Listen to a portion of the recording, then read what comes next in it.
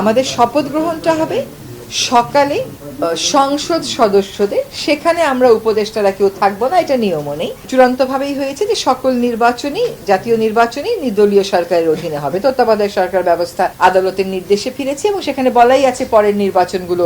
আমাদের শপথ গ্রহণটা হবে সকালে সংসদ সদস্যদের, সেখানে আমরা উপদেষ্টারা কেউ থাকবো না, এটা নিয়মও নেই। বিকেল 4টায় যখন মন্ত্রী পরিষদের শপথটা হবে সেখানে আমরা সকলেই যাব। আনুষ্ঠানিক যে বক্তব্য সেটা হচ্ছে 7টি সার্ক দেশের পররাষ্ট্র সচিবদেরকে আমন্ত্রণ জানাচ্ছি। এটা একটু চেক করে শুনছিলাম বোধহয়, আমি ভুলে গেছি, এখন মনে করতে পারছি না, বাট 7টি সার্ক দেশ থেকেই প্রতিনিধিত্বের জন্য আমন্ত্রণ পাঠানো হয়েছে। এর বাইরে আর কোনো কিছু আমাদের সরকারি পর্যায়ে জানা নেই। ভবিষ্যতে নিরাপদ, বিনিয়োগ হোক বিশ্বস্ত, আর আমার পছন্দ সল্ট বে। ওয়েলকাম টু সল্ট বে। পরের মন্ত্রিসভা শপথ না নেওয়া পর্যন্ত এই উপদেষ্টা মণ্ডলী কাজ করবেন এবং সেজন্য যা যা সুযোগ সুবিধা পান সবই তারা পাবেন।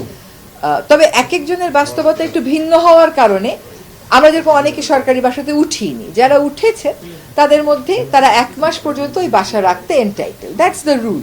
এখন কে রাখবেন কে রাখবেন না সেটা আমরা জানি, সেটা আমাদের মধ্যে আলোচনা হয়নি। আসলে এটা যেই দল বিজয়ী হয়েছে তাদের সাথে আলোচনা ক্রমেই এই আয়োজনটা করা হচ্ছে। তারা যেভাবে চেয়েছেন আমরা সেভাবেই ফ্যাসিলিটেট করে দিচ্ছি। আসলে তো এটা সিদ্ধান্ত চূড়ান্তভাবেই হয়েছে যে সকল নির্বাচনই জাতীয় নির্বাচনই নির্দলীয় সরকারের অধীনে হবে। তত্ত্বাবধায়ক সরকার ব্যবস্থা আদালতের নির্দেশে ফিরেছে এবং সেখানে বলাই আছে পরের নির্বাচনগুলো ওই সরকারের অধীনে হবে।